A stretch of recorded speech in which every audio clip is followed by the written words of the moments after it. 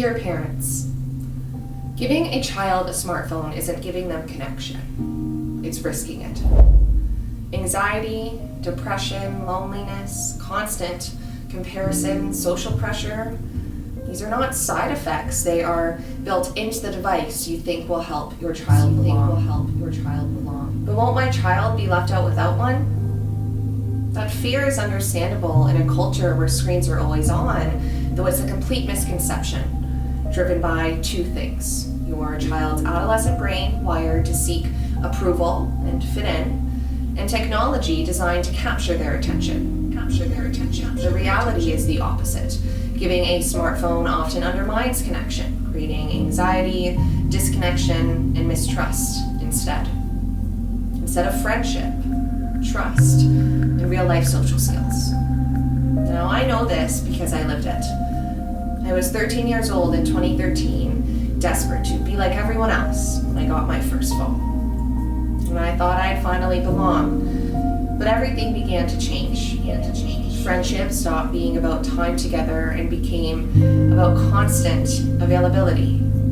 Every unopened message felt like rejection, and every unanswered Snapchat became a reason to question myself. Snap streaks were proof that I wasn't really connected. My friends and I drifted apart, not because I didn't have a phone, but because I did. Group chats made everything worse. Bullying, exclusion, and conflict all happened in real time, amplified and recorded with no way to step away without social consequence. My brain, still developing and wired for real-life connection, learned anxiety instead of trust, impatience instead of patience, comparison instead of empathy. Now, smartphones hijack a child's brain. The need to belong is normal, but the device turns it against them for so many reasons.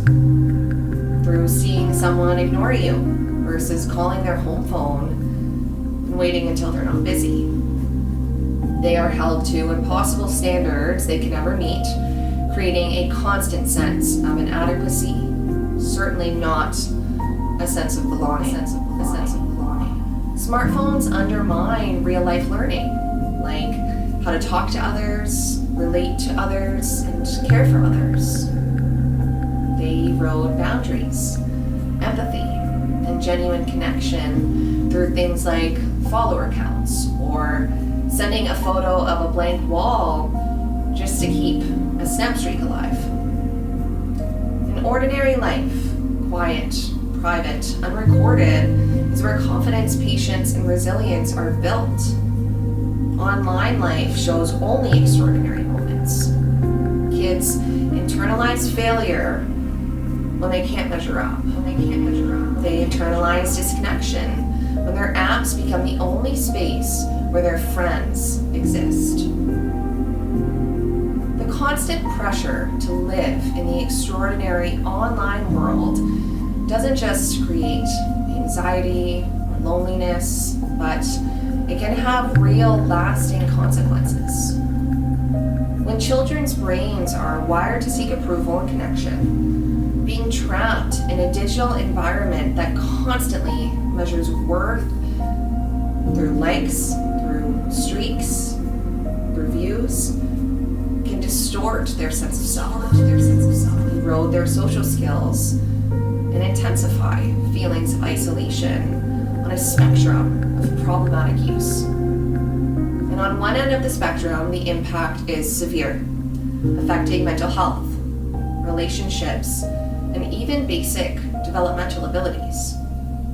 The device is meant to connect children, often leave them disconnected from themselves, from their peers, and from reality. In 2016, I was hospitalized 6 times for social media-induced psychosis.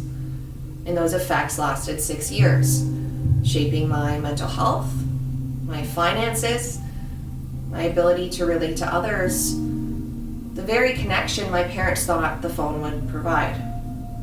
And they still carry regret. And they're thankful that now at 26, I have been pulled out of this spiral. that I'm no longer hooked up, that I am no longer lonely, desperate to fit in, spending all of my money struggling with employment. The sad reality is that this is not just my story. It's what can happen when a child's brain, wired to belong, is exposed to devices designed to exploit that need and destroy the abilities to form connections. And it is what has happened to Generation Z. My experience is not unique. Data shows that when children grow up chasing the extraordinary, raised on smartphones, they report record levels of anxiety, loneliness, and body dissatisfaction. They spend less time with friends in person than any other previous generation, and they are more likely to feel burnt out before age 25. This is not weakness. It is the consequence of a system designed to make them feel anxious and endlessly available. Now, parents often forget. This fight for a phone is temporary. You'll spend your child's teenage years negotiating curfews, parties, and homework, and this is just one more boundary. But my friends' parents let them is not new. Like every other boundary, this one protects them long after the struggle. It's not a lifetime, it's just adolescence. At 26, I have no social media. And not only is my brain back, not only do I have real patience, real confidence, and real love, I am not left out. I get calls, I get invited.